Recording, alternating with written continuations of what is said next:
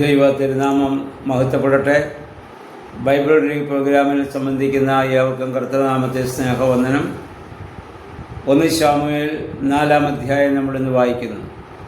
3-ാം അധ്യായത്തിൽ ശമൂവേലിനെ ദൈവം വിളിക്കുന്നതും ഏലി പുരോഹിതൻ്റെ കുടുംബത്തിലുണ്ടാകാൻ പോകുന്നതായ ശിക്ഷാവിധിയെക്കുറിച്ച് പറയുന്നതും നമ്മൾ കേട്ടു.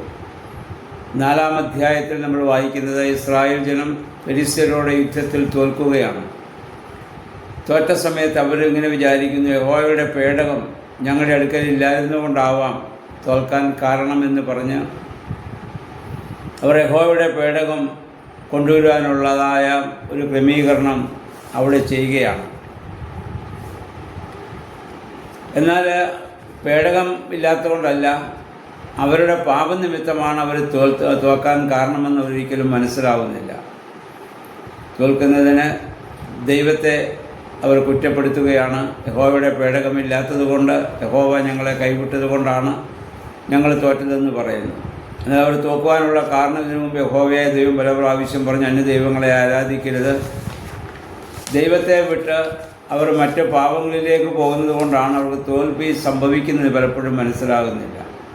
ഇന്നും നമ്മളും പലപ്പോഴും ജീവിതത്തിലുണ്ടാകുന്ന പല പ്രശ്നങ്ങൾക്കും രോഗങ്ങൾക്കും കാരണം നമ്മുടെ പാപകരമായ ഭക്ഷണവും പാപകരമായ ചിന്തകളും പ്രവൃത്തികളും ഒക്കെയാണെന്ന് നമ്മൾ പലപ്പോഴും അതിനെപ്പറ്റി മനസ്സിലാക്കുന്നില്ല എന്നുള്ളതാണല്ലോ യഥാർത്ഥ സത്യം.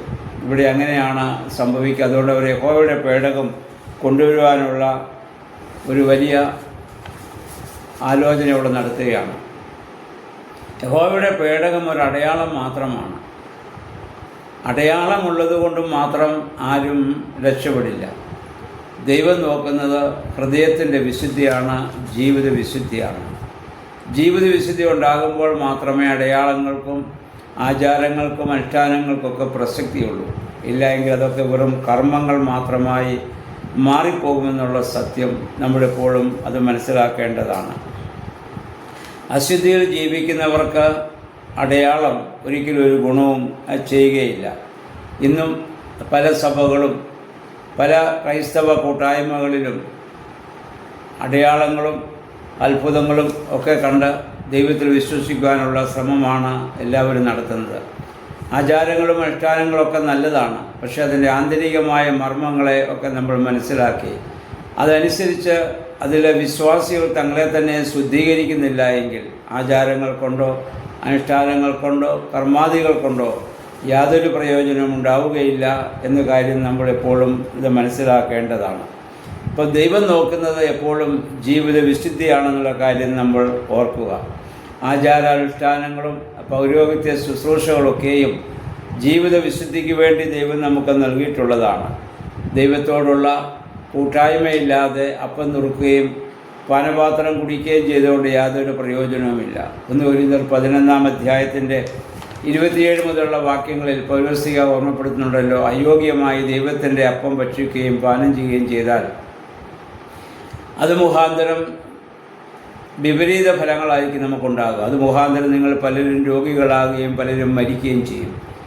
രോഗസൗഖ്യത്തിനും ജീവൻ നിലനിർത്താനും ഒക്കെയാണ് അത് നമ്മൾ ഭക്ഷിക്കുന്നത്. എന്നാൽ അത് അശുദ്ധമായി അയോഗ്യമായി നമ്മളത് ഉപയോഗിക്കുന്നുവെങ്കിൽ അതിന് വിപരീതമായ ഫലമുണ്ടാകുമെന്ന് ശ്ലീഹ അവിടെ നമ്മെ ശക്തമായി ഓർമ്മപ്പെടുത്തുന്നുണ്ട്.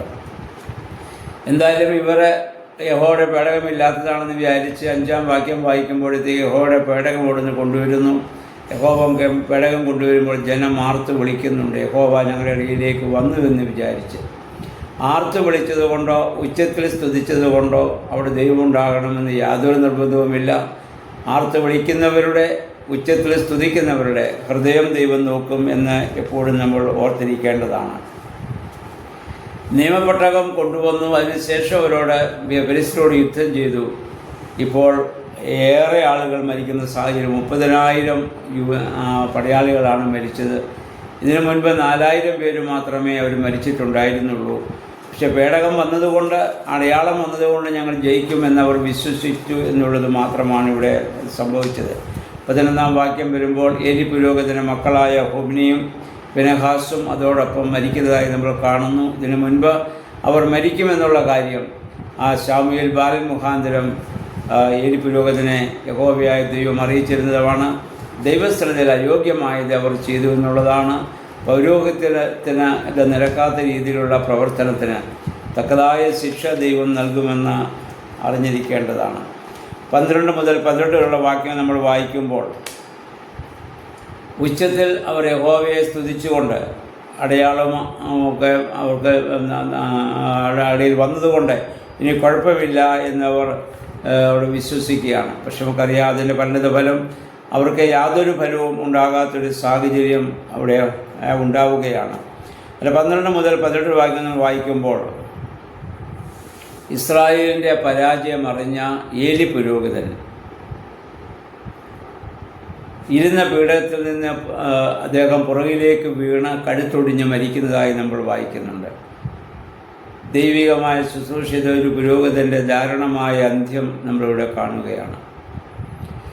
ഈ ഏലി പുരോഹിതൻ യഹോവയുടെ പേടകം മറ്റുള്ളവർ ഫെലിസ്ത്യർ പിടിച്ചുകൊണ്ട് പോയെന്ന് കേട്ടപ്പോഴാണ് അദ്ദേഹത്തിന് കൂടുതൽ ദുഃഖമുണ്ടായതും അദ്ദേഹം പുറകോട്ട് വീണതും. അദ്ദേഹത്തിൻ്റെ ജീവിതത്തിൻ്റെ എല്ലാം ആ പേടകമായിരുന്നു.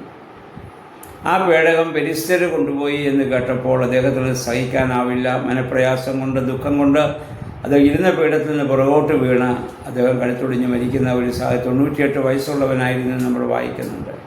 വയോവൃദ്ധനായ ഈ പുരോഹിതൻ, കണ്ണു കാണാതെയും വാർദ്ധക്യത്തിലുമായിരിക്കുന്ന പുരോഹിതൻ, തൻ്റെ മക്കൾ അങ്ങനെയുള്ളതായ ദൈവസ്ഥലം ചെയ്യാൻ പാടില്ലാത്ത അകൃത്യം ചെയ്തപ്പോൾ അവരെ ശിക്ഷിക്കുകയോ ഒന്നും ചെയ്യാതെ അവരെ ഉപദേശിക്കുക മാത്രമേ ചെയ്തുകൊള്ളുന്ന ഇതിനു മുൻപ് നമ്മൾ കണ്ടതാണ്.